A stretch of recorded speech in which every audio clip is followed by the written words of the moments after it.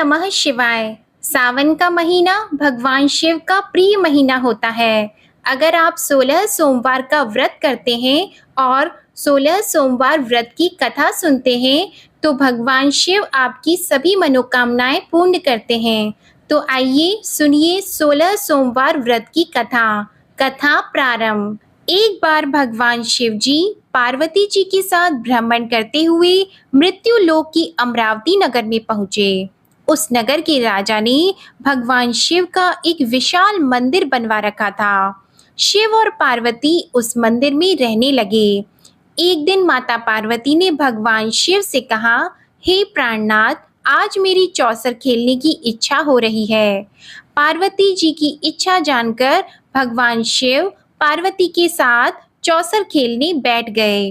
खेल प्रारंभ होते ही उस मंदिर का पुजारी वहां आ गया। माता पार्वती जी ने पुजारी जी से पूछा कि हे पुजारी जी, यह बताइए कि इस बाजी में किसकी जीत होगी।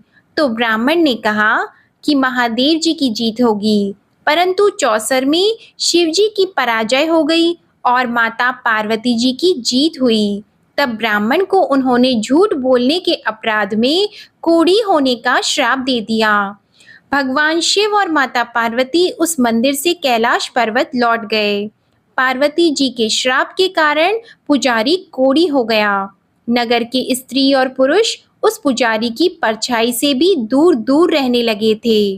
कुछ लोगों ने राजा से पुजारी के कोढ़ी हो जाने की शिकायत की तो राजा ने किसी पाप के कारण पुजारी के कोढ़ी हो जाने का विचार करके उसे मंदिर से निकलवा दिया। उसकी जगह दूसरे ब्राह्मण को पुजारी बना दिया गया। कोढ़ी पुजारी मंदिर के बाहर बैठकर भिक्षा मांगने लगा। कई दिनों के पश्चात स्वर्ग लोक की कुछ अप्सराएं उस मंदिर में पधारी और उसे देखकर कारण पूछा। तो पुजारी ने निसंकोच होकर उन्हें भगवान शिव और पार्वती जी के चौसर खेलने और पार्वती जी के शाप देने की सारी कहानी सुनाई। तब अप्सराओं ने पुजारी से 16 सोमवार का विधिवत व्रत रखने को कहा। पुजारी के द्वारा पूजन विधि पूछने पर अप्सराओं ने कहा, सोमवार के दिन सूर्योदय से पहले उठकर स्नान आदि से निवृत्त होकर स्वच्छ वस्त्र पहनकर आधा सेर गेहूं का आटा लेकर उसके 3 अंग बनाना, फिर घी का दीपक जलाकर गुड़, नैवेद्य, बेलपत्र, चंदन, अक्षत, फूल, जनेऊ का जोड़ा लेकर प्रदोष काल में भगवान शिव की पूजा अर्चना करना। पूजा के बाद 3 अंगों में एक अंग भगवान शिव को अर्पण करके एक आप स्वयं ग्रहण करना। शेष 2 अंगों को भगवान का प्रसाद मानकर वहां उपस्थित स्त्री, पुरुषों और बच्चों को बांट देना। इस तरह व्रत करते हुए जब 16 सोमवार बीत जाएंगे तो 17वें सोमवार को एक पाव आटे की बाटी बनाकर उसमें घी और गुड़ मिलाकर चूरमा बनाना। फिर भगवान शिव को भोग लगाकर वहां उपस्थित स्त्री, पुरुष और बच्चों को प्रसाद बांट देना। इस तरह 16 सोमवार व्रत करने और व्रत कथा सुनने से भगवान शिव तुम्हारे कोढ़ को नष्ट करके तुम्हारी सभी मनोकामनाएं पूरी कर देंगे। इतना कहकर अप्सराएं स्वर्ग लोक को चली गईं। पुजारी ने अप्सराओं के कथन अनुसार 16 सोमवार का विधिवत व्रत किया। फलस्वरूप भगवान शिव की अनुकंपा से उसका कोढ़ नष्ट हो गया। राजा ने उसे फिर मंदिर का पुजारी बना दिया। वह मंदिर में भगवान शिव की पूजा करता और आनंद से जीवन व्यतीत करने लगा। कुछ दिनों के बाद पुनः पृथ्वी का भ्रमण करते हुए भगवान शिव और पार्वती जी उस मंदिर में पधारे। स्वस्थ पुजारी को देखकर पार्वती जी ने आश्चर्य से उसके रोग मुक्त होने का कारण पूछा। तो पुजारी ने उन्हें 16 सोमवार व्रत करने की सारी कथा सुनाई। पार्वती जी भी व्रत की बात सुनकर बहुत प्रसन्न हुई और उन्होंने पुजारी से इसकी विधि पूछकर स्वयं 16 सोमवार का व्रत आरंभ किया। पार्वती जी उन दिनों अपने पुत्र कार्तिकेय के नाराज होकर दूर चले जाने से बहुत चिंतित रहती थी। वे कार्तिकेय को लौटा लाने के अनेक उपाय कर चुकी थी, लेकिन कार्तिकेय लौटकर उनके पास नहीं आ रहे थे। 16 सोमवार का व्रत करते हुए पार्वती जी ने भगवान शिव से कार्तिकेय के लौटने की मनोकामना की। व्रत समापन के तीसरे दिन सचमुच कार्तिकेय वापस लौटकर आ गए।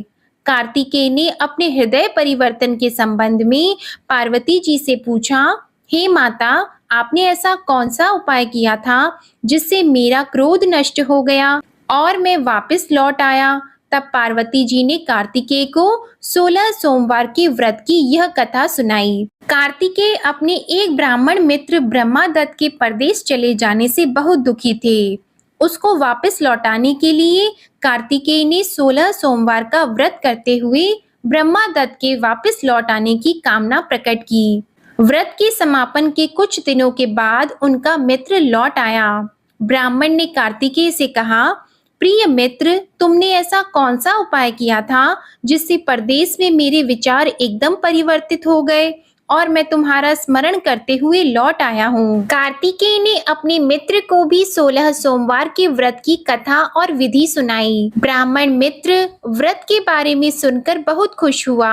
उसने भी व्रत करना आरंभ किया। 16 सोमवार व्रत का समापन करने के बाद ब्रह्मादत्त विदेश यात्रा पर निकला। वहां नगर के राजा हर्षवर्धन की बेटी राजकुमारी गुंजन का स्वयंवर हो रहा था। वहां के राजा ने प्रतिज्ञा की थी कि एक हथिनी यह माला जिसके गले में डालेगी वह अपनी पुत्री का विवाह उसी से करेगा। ब्राह्मण भी उत्सुकतावश महल में चला गया। वहां कई राज्यों के राजकुमार बैठे थे। तभी एक सजी धजी हथिनी सूंड में जयमाला लिए वहां आई। हथिनी ने ब्राह्मण के गले में जयमाला डाल दी। फलस्वरूप राजकुमारी का विवाह ब्राह्मण से हो गया। एक दिन उसकी पत्नी ने पूछा, हे प्राणनाथ, आपने कौन सा शुभ कार्य किया था जो उस हथिनी ने राजकुमारों को छोड़कर आपके गले में जयमाला डाल दी? ब्राह्मण ने 16 सोमवार व्रत की विधि बताई। अपने पति से 16 सोमवार का महत्व जानकर राजकुमारी ने पुत्र की इच्छा से 16 सोमवार का व्रत किया। निश्चित समय पर भगवान शिव की अनुकंपा से राजकुमारी के एक सुंदर, सुशील और स्वस्थ पुत्र पैदा हुआ। पुत्र का नामकरण गोपाल के रूप में हुआ। बड़ा होने पर पुत्र गोपाल ने भी माँ से एक दिन प्रश्न किया कि मैंने तुम्हारे ही घर में जन्म लिया, इसका क्या कारण है? माता गुंजन ने पुत्र को 16 सोमवार व्रत की जानकारी दी। व्रत का महत्व जानकर गोपाल ने भी व्रत करने का संकल्प किया। गोपाल जब 16 वर्ष का हुआ तो उसने राज्य पाने की इच्छा से 16 सोमवार का विधिवत व्रत किया। व्रत समापन के बाद गोपाल घूमने के लिए समीप के नगर में गया। वहां के वृद्ध राजा ने गोपाल को पसंद किया और बहुत धूमधाम से अपनी पुत्री राजकुमारी मंगला का विवाह गोपाल के साथ कर दिया। 16 सोमवार के व्रत करने से गोपाल महल में पहुंचकर आनंद से रहने लगा। 2 वर्ष बाद वृद्ध राजा का निधन हो गया तो गोपाल को उस नगर का राजा बना दिया गया। इस तरह 16 सोमवार व्रत करने से गोपाल की राज्य पाने की इच्छा भी पूर्ण हो गई। राजा बनने के बाद भी वह विधिवत 16 सोमवार का व्रत करता रहा। व्रत के समापन पर 17वें सोमवार को गोपाल ने अपनी पत्नी मंगला से कहा कि व्रत की सारी सामग्री लेकर वह समीप के शिव मंदिर में पहुंचे। पति की आज्ञा का उल्लंघन करके सेवकों द्वारा पूजा की सामग्री मंदिर में भेज दी और स्वयं मंदिर में वह नहीं गई। जब राजा ने भगवान शिव की पूजा पूरी की तो आकाशवाणी हुई, हे राजन, तेरी रानी ने 16 सोमवार व्रत का अनादर किया है, सो रानी को महल से निकाल दे, नहीं तो तेरा सब वैभव नष्ट हो जाएगा। उस आकाशवाणी को सुनकर उसने तुरंत महल में पहुंचकर अपने सैनिकों को आदेश दिया कि रानी को दूर किसी नगर में छोड़कर आओ। सैनिकों ने राजा की आज्ञा का पालन करते हुए उसे तत्काल उसे घर से निकाल दिया। रानी भूखी प्यासी उस नगर में भटकने लगी। रानी को उस नगर में एक बुढ़िया मिली। वह बुढ़िया सूत काट कर बाजार में बेचने जा रही थी, लेकिन इस बुढ़िया से सूत उठ नहीं रहा था। बुढ़िया ने रानी से कहा, बेटी, यदि तुम मेरा सूत उठाकर बाजार तक पहुंचा दो और सूत बेचने में मेरी मदद करो तो मैं तुम्हें धन दूंगी। रानी ने बुढ़िया की बात मान ली, लेकिन जैसे ही रानी ने सूत की गठरी को हाथ लगाया तभी जोर की आंधी चली और गठरी खुल जाने से सारा सूत आंधी में उड़ गया।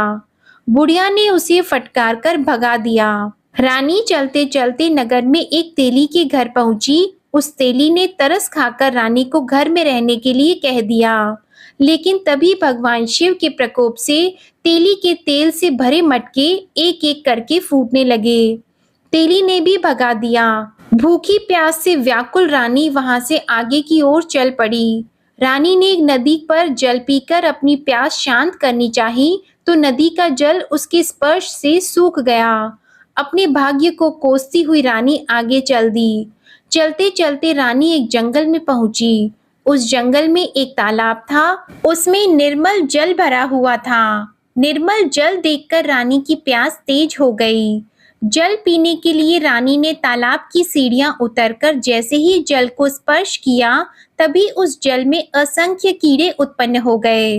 रानी ने दुखी होकर उस गंदे जल को पीकर अपनी प्यास शांत की। रानी ने एक पेड़ की छाया में बैठकर कुछ देर आराम करना चाहा, तो उस पेड़ के पत्ते पल भर में सूख कर बिखर गए। रानी दूसरी पेड़ के नीचे जाकर बैठी। जिस पेड़ के नीचे बैठती वही सूख जाता। वन और सरोवर की यह दशा देखकर वहां के ग्वाले बहुत हैरान हुए। ग्वाले रानी को समीप के मंदिर में पुजारी जी के पास ले गए। रानी के चेहरे को देखकर ही पुजारी जान गए कि रानी अवश्य किसी बड़े घर की है। भाग्य के कारण दर दर भटक रही है। पुजारी ने रानी से कहा, पुत्री, तुम कोई चिंता नहीं करो, मेरे साथ इस मंदिर में रहो। कुछ ही दिनों में सब ठीक हो जाएगा। पुजारी की बातों से रानी को बहुत सांत्वना मिली। रानी उस मंदिर में रहने लगी। रानी भोजन बनाती तो सब्जी जल जाती, आटे में कीड़े पड़ जाते, जल से बदबू आने लगती। पुजारी भी रानी के दुर्भाग्य से बहुत चिंतित होते हुए बोले, हे पुत्री, अवश्य ही तुमसे कोई अनुचित काम हुआ है, जिसके कारण देवता तुझसे नाराज हैं और उनकी नाराजगी के कारण ही तुम्हारी यह दशा हुई है। पुजारी की बात सुनकर रानी ने अपने पति के आदेश पर मंदिर में न जाकर शिवजी की पूजा नहीं करने की सारी कथा सुनाई। पुजारी जी ने कहा, अब तुम कोई चिंता नहीं करो, कल सोमवार है और कल से तुम 16 सोमवार की व्रत करना शुरू कर दो। भगवान शिव अवश्य तुम्हारे दोषों को क्षमा कर देंगे। पुजारी की बात मानकर रानी ने 16 सोमवार की व्रत प्रारंभ कर दिए। रानी ने सोमवार का व्रत करके भगवान शिव की विधिवत पूजा अर्चना की तथा व्रत कथा सुनने लगी। जब रानी ने 17वें सोमवार को विधिवत व्रत का समापन किया, तो उधर उसके पति राजा के मन में रानी की याद आई। राजा ने तुरंत अपने सैनिकों को रानी को ढूंढ कर लाने के लिए भेजा। रानी को ढूंढते हुए सैनिक मंदिर में पहुंचे और रानी से लौटकर चलने के लिए कहा। पुजारी ने सैनिकों से मना कर दिया और सैनिक निराश होकर लौट गए। उन्होंने लौटकर राजा को सारी बात बताई। राजा स्वयं उस मंदिर में पुजारी के पास पहुंचे और रानी को महल से निकाल देने के कारण पुजारी जी से क्षमा मांगी। पुजारी ने राजा से कहा, यह सब भगवान शिव के प्रकोप के कारण हुआ है। इतना कहकर रानी को विदा कर दिया। राजा के साथ रानी महल में पहुंची और महल में बहुत खुशियां मनाई गई। पूरे नगर को सजाया गया और राजा ने ब्राह्मणों को अन्न, वस्त्र और धन का दान दिया। नगर में निर्धनों को वस्त्र बांटे गए। रानी 16 सोमवार का व्रत करते हुए महल में आनंद पूर्वक रहने लगी। भगवान शिव की अनुकंपा से उसके जीवन में सुख ही सुख भर गए। 16 सोमवार के व्रत करने और कथा सुनने से मनुष्य की सभी मनोकामनाएं पूरी होती हैं और जीवन में किसी तरह की कमी नहीं होती है। स्त्री और पुरुष आनंद पूर्वक जीवन यापन करते हुए मोक्ष को प्राप्त करते हैं। तो यह थी 16 सोमवार व्रत कथा। आपको अगर ये कथा अच्छी लगी हो तो कमेंट में ज़रूर बताएं। वीडियो पसंद आए तो उसे लाइक करें और चैनल को सब्सक्राइब करें। धन्यवाद।